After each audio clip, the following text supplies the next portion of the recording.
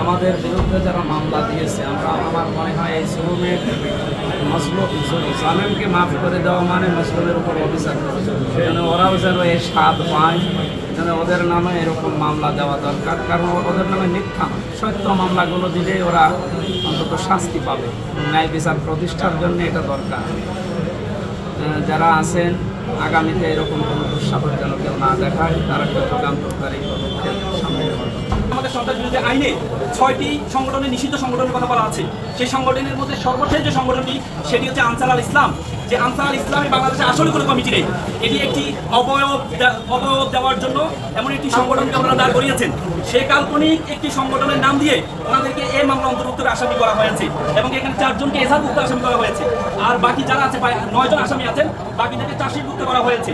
কিন্তু আজকের এই নতুন বাংলাদেশের যে উদ্ভব হয়েছে, আমাদের সহস্র শিক্ষার্থী তাদের জীবন দিয়ে যে নতুন বাংলাদেশ করেছে, নতুন বাংলাদেশে আজকে সন্ত্রাস বিরোধী আইন ট্রাইব্যুনালের প্রথম রায় এটি একটি আলোচিত রায়। যে রায়ে বিজ্ঞ আদালত বলতে বাধ্য হয়েছে এইখানে যারা আলেম আছেন, এই আলেম সমাজ তাদেরকে আনসার আল ইসলামের সদস্য কথা বলা আছে, তারা কেউ আনসার আল ইসলামের সদস্য ছিলেন না, বরং রাজনৈতিক উদ্দেশ্য প্রণোদিতভাবে শুধু তাদের মুখে বন্ধ করার জন্য তাদের যেই ইসলামের দাওয়াত, তাদের যে কোরআনের দাওয়াত, যে সত্যের দাওয়াত, এই দাওয়াতকে বন্ধ করার জন্য তাদেরকে আনসার আল ইসলামের সদস্য করা হয়েছে।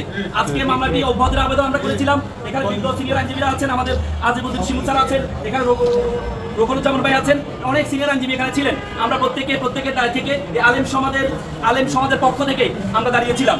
আজকে ন্যায় বিচার প্রতিষ্ঠা হয়েছে এবং কি এই আসামি যারা আছেন, যাদেরকে অ্যাকিউজড বলা হয়েছে, they are not involve in this occurrence এবং has been falsely implicated in this case. এটি আজকে আদালতের রায়ের মাধ্যমে প্রত্যেকটা আলেমকে এই মামলা থেকে অব্যাহতি দেওয়া হয়েছে।